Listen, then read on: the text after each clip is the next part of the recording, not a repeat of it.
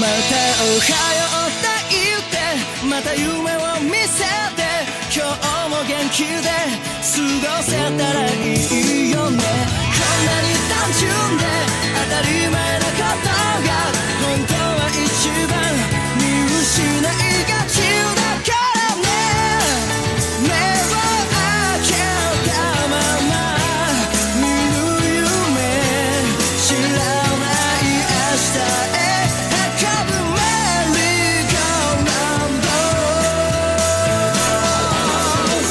君と肩を組んで君と手をつないで恋人だったり友達でいたいからおはようって言ってまた夢を見せて自然なその生き方でいいからさ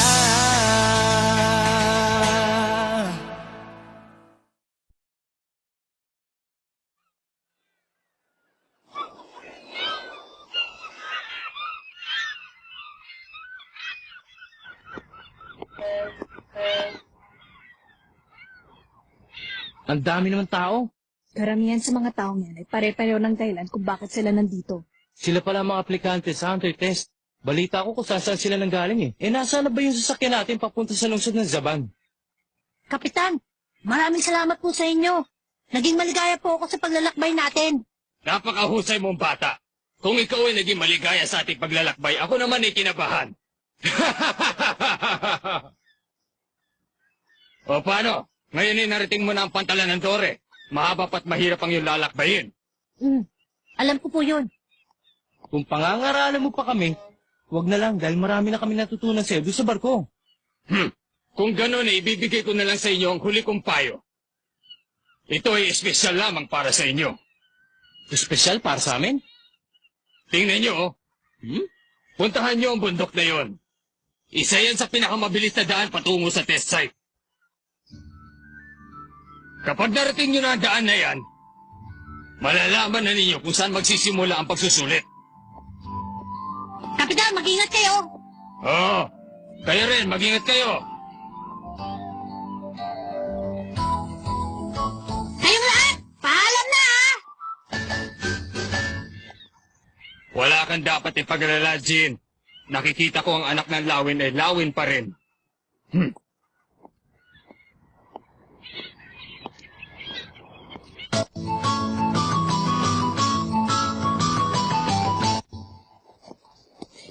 Teka, bakit ganun?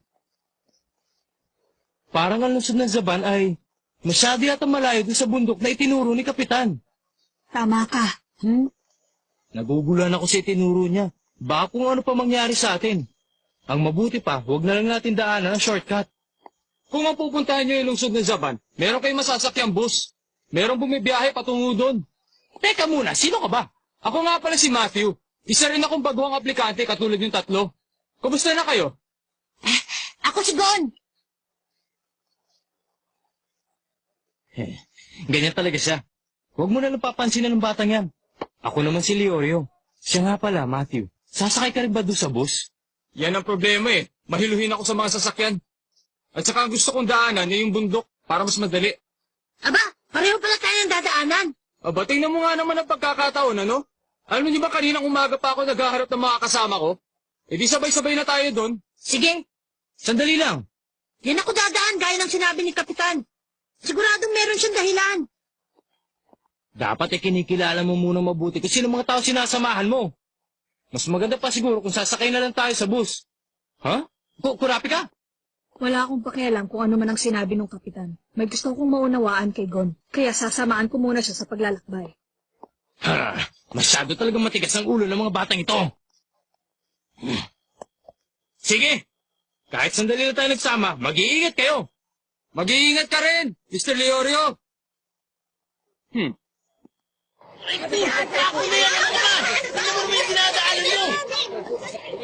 Ang dami naman. Teka, sandali lang!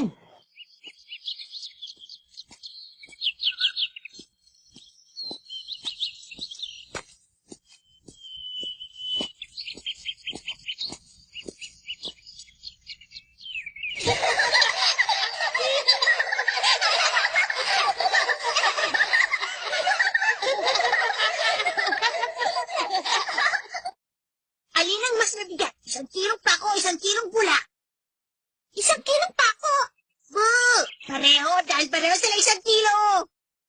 May dalawang magkapatid. Sino ang mas matanda? Hindi mo masasabi kung sino sa kanila dahil maaaring kabaling magkapatid. Ano bang ginagawa ng mga batang yan? Hayaan mo na lang. Kailangan natin magbadali. Oo.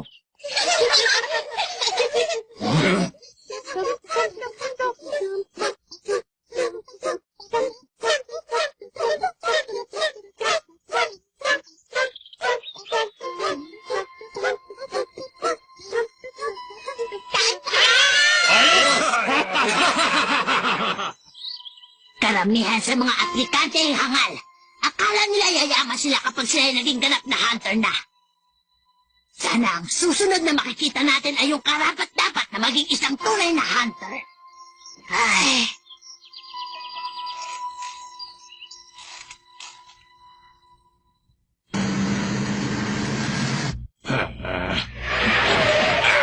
Ano ka ba? Hisiko mo, ha?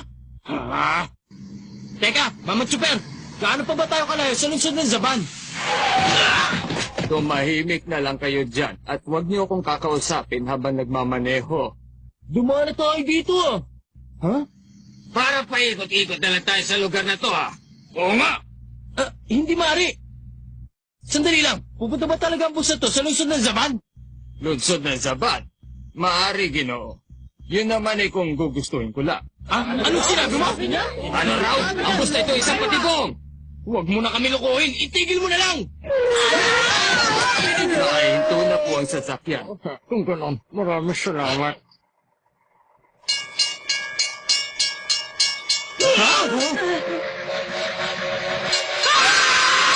Manong! Start mo! Madali ka! Ang gulo mo naman. Sabi mo kanina itigil ko eh.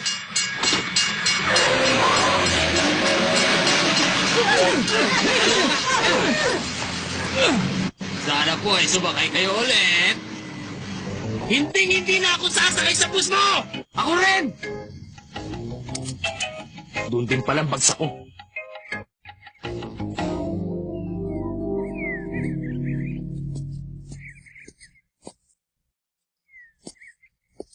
Masakit pa rin po ba ang binti nyo, Ginoong Matthew? Oo. Napili yata pa ako nung natapilok ako kanina doon sa may paanan ng bundok eh. Pasensya ka na, Gon. Huwag po kayo mag-alala.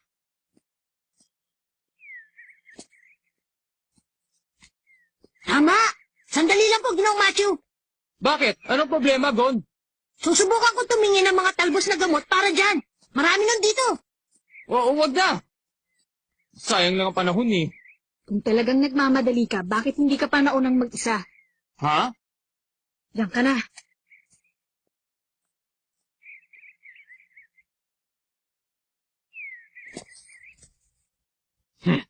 Sandali na lang at maaabot na namin ang lungsod. Sandali! Huwag niyo ako iwan dito! Nasaan na ba kayo, ha? Ha?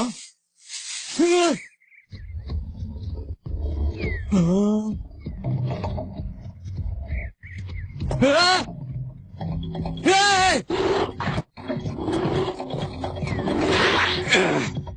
Halimaw ka! Kapag sinugod mo ako, kaldereta labas mo! Bitawan mo yung hawak-hawak mo. Ha? Siguradong hindi mo yan mapapakinabangan. Oh, teka, sandali! Gon! Masyado na siyang nabulabog. Wala nang paraan. Mali ka ron, kurati ka. Lumagpas lang tayo sa kanyang teritoryo, kaya siya nagkakaganyan. Minaon ka, wala kaming gagawin. Makikiraan lang kami, hindi namin naagawin ang teritoryo mo. Kung kaya... Tabigon! Ha? Ha? Hindi ka naman sinasadya eh! Anong ginagawa niya dito? Ay, naku. Patibong? Ang bus na yon? Oo, muntik na nga ako mahilo sa kaya-ikot eh. Kung ganun, umakyat ka dito para sundan si Gon, hindi ba? Liorio? Hindi naman sa ganung kurapi ka. Baka lang sakaling namimisyon na ako, kaya ako nandito. Maganda na yung may kasama kayong matanda, hindi ba? Kaya kung maaari lang, Gon, palayasin mo na yung rhinong yan para makababala ako dito! Paalam na!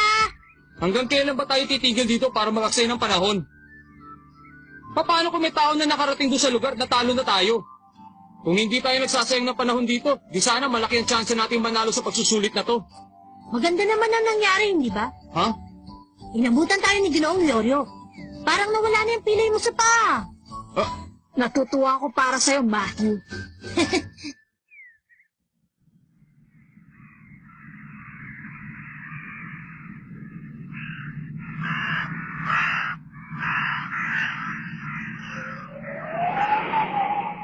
Ano ba namang klaseng lugar to? Wala man lamang ako nakikita ng tao. Pero, alam kong maraming tao dito. Kailangan mag-ingat. Bakit? Paano mo naman nasabi yun? Hindi mo ba naririnig ang malakas na paghinga sa paligid? Oo, naririnig ko rin ang kanilang damit. Bakit sila nagtatago? Ha?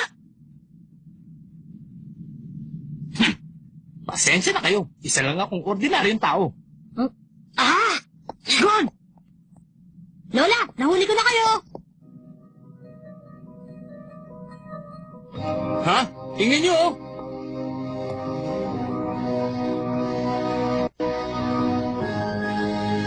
Teka, sino yung mga yan? Ang dami nila.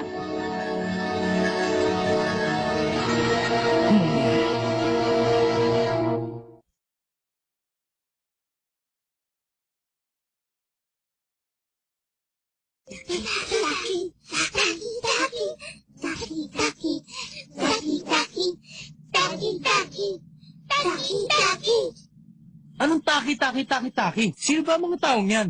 Ano, Matthew? Sigurado ka bang tamang dinadaanan natin? Oo, sigurado ako. Pero kung gusto mong umiba ng daan, bahala ka na. Oo, talagang iiba ako ng daan. Dahil pagod na ako sa kung ano-anong klaseng patibong, kaya dyan na kayo. Makakatulad na naman ito ng bus kanina eh. Sandali, Leorio. Gaya ng sinabi ni Matthew, itong tamang landas. Anong sabi mo? Tama siya. Dahil ang ibang daan ay punong-puno ng masasama at makapangyarihang uri ng halimaw. Pinipilit ko silang iwasan noong naglalakad tayo, kaya tayo napadpad sa mapayapang lugar na ito. Eh sino ang mga taong yan? Nasisiguro ko isa na naman itong patibong. Makinig kayo! Hindi ba't pupunta kayo sa mahiwagang mundo? Hindi nyo mararating yun hanggat hindi nyo nalalampasan ang bayan na ito. Ang mga daan sa ibang bundok ay masyadong masalimot at puno ng panganib dahil sa mga halimaw na naninirahan doon. Kagaya ng sinabi ng batang ito. Ha? Tingnan nyo! Ang markang yan kagaya nung kay Kapitan. Huh? Alam ko na, ang matandang yan ay parte ng pagsubok na kailangan nating malampasan. Ay, ibig mong sabihin, isa siya sa magbibigay ng pagsusulit? Taki.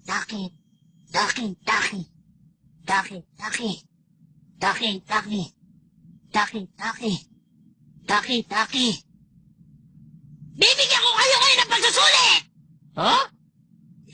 Pagsusulit? Ngayon ay ibang uri ng pagsusulit ang ibibigay ko sa inyo. Sasagutin niyo ito sa loob ng 5 segundo.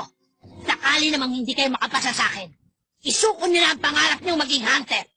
Sigurado ako. Ito na yung pagsusulit na kumakalat sa bayan. Ang sagot lamang ay bilang na 1 o 2. Sakaling magbigay kayo ng ibang kasagutan na hindi ito mapapayagan. Teka, sandali lang. Isang tanong lang ibibigay mo sa aming 4? Mas mabilis yun, hindi ba? Pero pag nagkamali siya, ay siguradong babagsak din ako. Hindi ba ganun yun? Imposible yon. Dahil maaaring ibang sagot mo sa sagot ko, kaya wala kang dapat ipag-alala. Pero kapag ang nauna sa atin ay tama ang sagot, siguradong hindi tayo masyado mahirapan. Kaya lang, mahina ako sa pagsusulit eh. Ako ang mauna. Baka ano pa yung sagot ng mga mokong na yan? Maliwanag ba, Lola? Aba, mukhang malaking tiwala mo sa iyong sarili. Kayang-kaya mo yan. Magkakasundo tayo dyan. Hindi ako maaaring bumagsak sa pagsusulit kasama niyang mga walang kwentang yan. Ginong Matthew, Patawarin niyo na lang ako. Ginamit ko lang kayo. Dahil sa simula't-simula pa lamang ay hindi ko binalak na maging kabilang sa grupo niyo. Gusto ko lang kasi makasiguro na ligtas ako makakarating sa lugar na ito. Kung utak ang gagamitin, siguradong talo kayo sa akin. Simula sa oras na ito, hindi ko na kayo kailangan. Anong sabi mo? Tumigil ka! Pabayaan mo na siya. Mas maganda kung maririnig muna natin ang tanong para magkaroon tayo ng ideya. Oo nga, tama ka rin pero. O ano, tanda, hinihintay mo. ang unang katanungan. Hawak ng masasamang loob ang iyong ina at ang iyong kasintahan. Sino sa kanilang ililigtas mo? Ang isa, ang iyong ina. O ang pangalawa, ang iyong kasintahan. Ha? Seryoso ba siya? Talagang hindi magkakapareho ang mga sagot namin. Isa itong kalukuhan. Masyado namang yata madali para sa akin ang tanong na binigay niya. Yun ay, Sagutin mo sa loob ng 5 segundo. 5, 4. isa! Paano mo naman nasabi yon? Simple lang. Dahil sa buhay ng isang tao, isa lang ang kanyang ina. At ang kasintahan ay maaari mo palitan na palitan.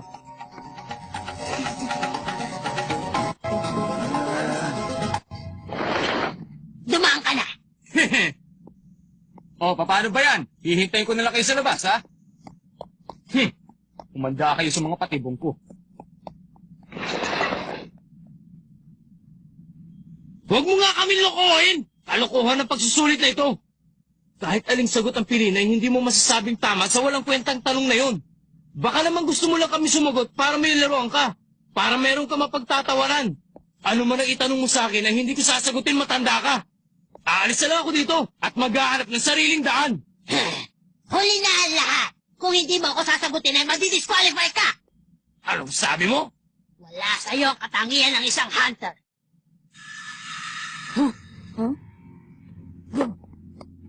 Leorio, Oh, ano yun?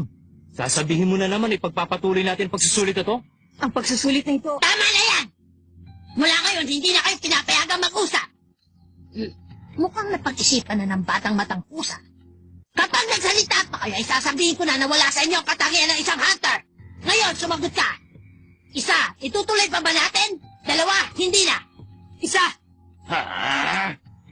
Intindihin mo, isa itong panilin lang. God, sa palagay ko'y narinig mo na rin yun. Kaya sana'y maisip mo na nililin lang tayo. Ngayon, ikaw naman, ang iyong katanungan. Sakaling inagaw ang iyong anak na babae at lalaki, at isa lamang ang maaari mong bawiin. Isa, ang lalaki. 2, ang babae. Mamili ka sa kanila. Ito talagang matanda ka. 5, 4, 3, 2,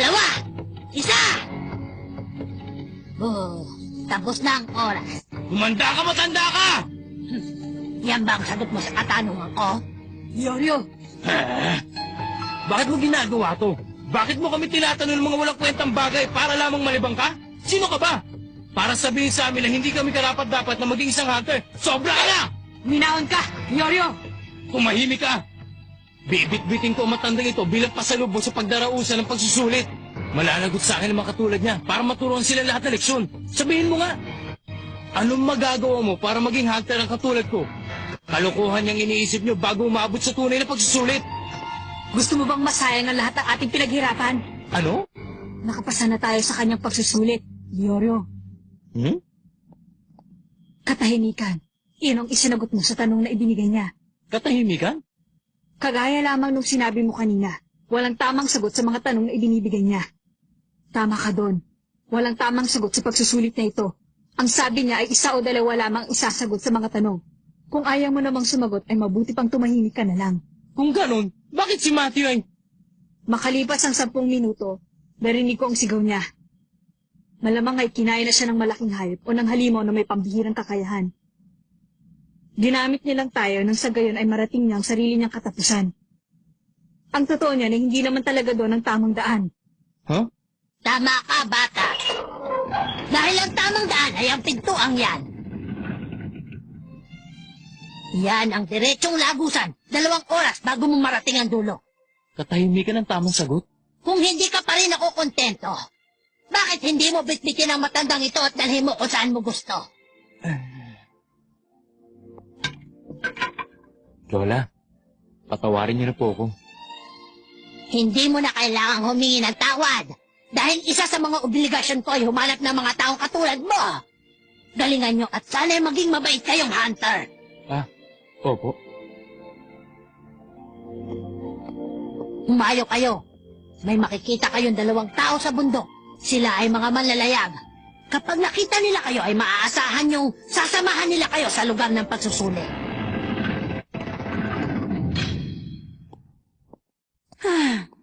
Ang hirap. Hindi ko pa rin talaga alam kung ano yung sagot. Huh? Iniisip mo pa rin pala yun hanggang ngayon? Kalimutan mo na yun. Bakit? Dahil tapos na ang pagsusulit. Pasado na tayong tatlo sa kanya. Alam ko naman yun eh. Ngayon, Pero, paano kung makaharap tayo sa ganong sitwasyon? Isang tao lang maaari natin sagipin. Sino pipiliin nyo?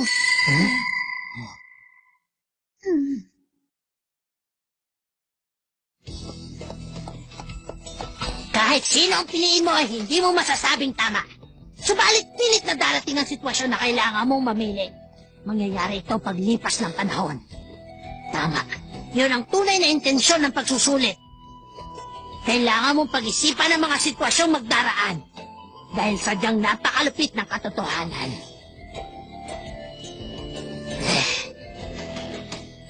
Hindi mo lang nalalaman kung ano ang naghihintay sa inyong buhay. Ano ba nangyayari dito?